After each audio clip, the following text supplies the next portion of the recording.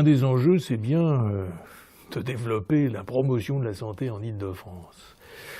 C'est-à-dire de s'inscrire dans les travaux nationaux, mais surtout régionaux du programme régional de santé, et de donner la place à la promotion de la santé, c'est-à-dire une action sur l'ensemble des conditions qui font que chacun d'entre nous est en bonne santé,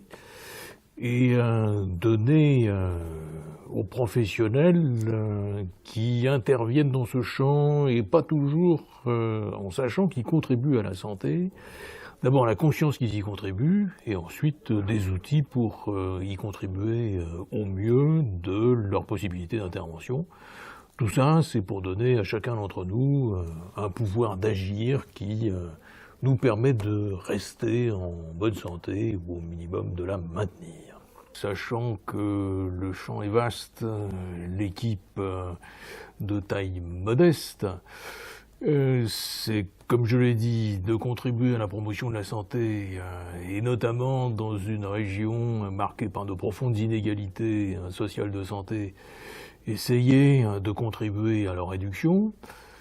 Pour ça, de ne pas tout faire tout seul, et d'essayer de nouer les partenariats les plus fructueux possibles avec l'ensemble des intervenants, et notamment nombre de plateformes ressources qui contribuent à la promotion de la santé en région.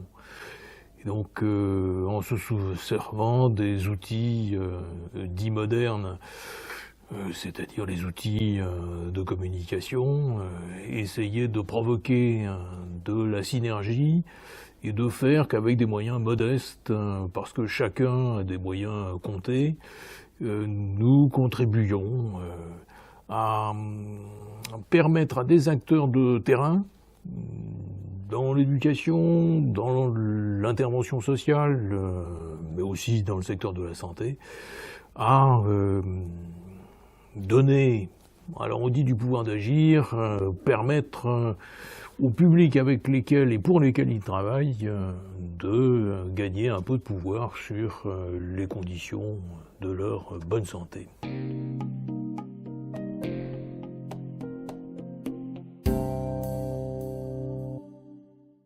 Je souhaiterais mettre en avant l'équipe, parce que c'est une petite équipe qui a accepté un défi